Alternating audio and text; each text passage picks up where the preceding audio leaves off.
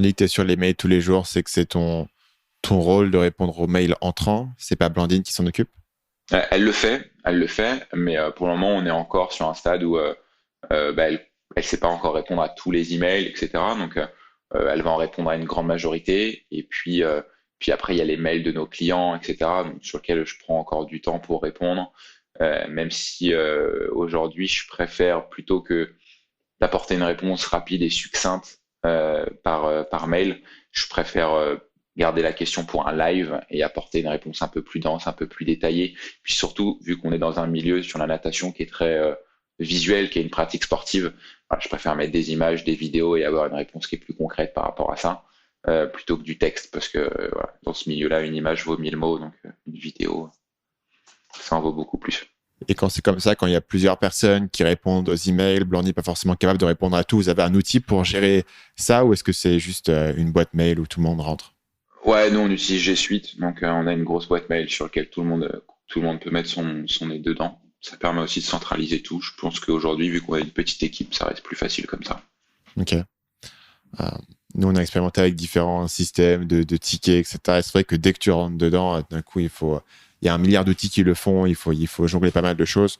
On a fini par en implémenter un, notamment parce qu'il y avait différentes personnes et tout le monde n'était pas capable de répondre aux mêmes choses. Mais pendant longtemps, on était aussi sur une boîte mail qui était partagée. Il y avait quand même quelques soucis avec le problème de la boîte mail, notamment. Et je sais pas exactement d'où ça vient, mais si on envoyait une newsletter et que les gens répondaient à cette newsletter, ils se retrouvaient tous dans le même thread sur Gmail. Et donc, on avait des trucs où il y avait 30 messages différents dans la même réponse. Du coup, c'est pour ça qu'on a switché et que je te posais la question. Ouais, ok, ouais, je l'ai vu ça aussi, le truc de tout dans le même thread sur Gmail. Ouais. Ouais. Ok. Et du coup, vous avez basculé sur quoi? Euh, Bonne question, je sais pas, c'est pas moi qui m'en suis occupé et je le regarde, je l'ai jamais regardé donc je sais pas, mais c'est un des outils de gestion, tu vois, de tickets type Help Scout. C'est pas Help Scout, mais c'est un truc similaire. Ok. Moi, je suis Je pourrais admiratif. T'as regarder. bien délégué ça, puisque c'est ton équipe qui gère mieux que toi, donc ça, c'est cool. Bah, c'est typiquement le genre de cas où moi j'apporte pas de valeur sur le choix d'un outil, ça me saoule, ça va, et moi je vais psychoter sur le truc, je vais me dire ok c'est quoi le meilleur, je vais comparer 50 outils et je vais y passer 3 heures, tu vois. Ouais. Et en plus c'est pas moi qui veux l'utiliser, donc à la limite je préfère dire ok bah cet outil si tu veux l'utiliser d'abord tu penses en avoir besoin parce que moi ce truc des réponses, moi les emails je les regardais pas non plus. Donc je me suis dit bah tiens tu veux tu penses qu'il y a un besoin d'un outil, ok je vois très bien qu'il y a un problème là, à toi de choisir ton outil et de faire le truc. J'essaye de pas centraliser ce type de décision sur moi parce que je sais que je vais trop y penser et je vais bloquer le truc en fait. C'est-à-dire que j'ai besoin d'un truc, ok, ça fait une semaine que je t'ai demandé Stan de trouver un outil, ouais, mais j'ai pas eu le temps de le faire parce que c'est pas non plus une priorité énorme pour moi de faire ça, tu vois. Et le fait que chaque personne à son niveau prend les décisions avec un certain niveau d'autonomie. C'est-à-dire qu'ici, le pire cas, c'est OK, tu as choisi le mauvais outil, ben, t'en trouves un autre et tu changes. Et c'est à toi de te casser la tête sur comment tu vas faire la migration de l'un à l'autre. Tu vois, dans tous les cas, c'est pas. J'ai pas de valeur ajoutée là-dessus. Ouais. Enfin, en fait, moi, je suis schizophrène sur la délégation. C'est-à-dire, il y a des trucs sur lesquels je délègue à fond comme ça.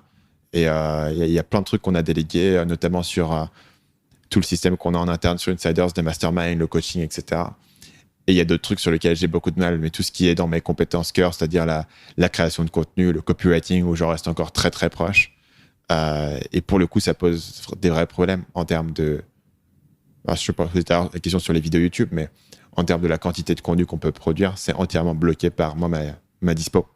Yes, je comprends. Je suis un peu dans la même optique, mais c'est vrai que sur certains points, j'ai beaucoup plus de facilité, tu vois, notamment par exemple le compte Instagram qu'on n'avait pas.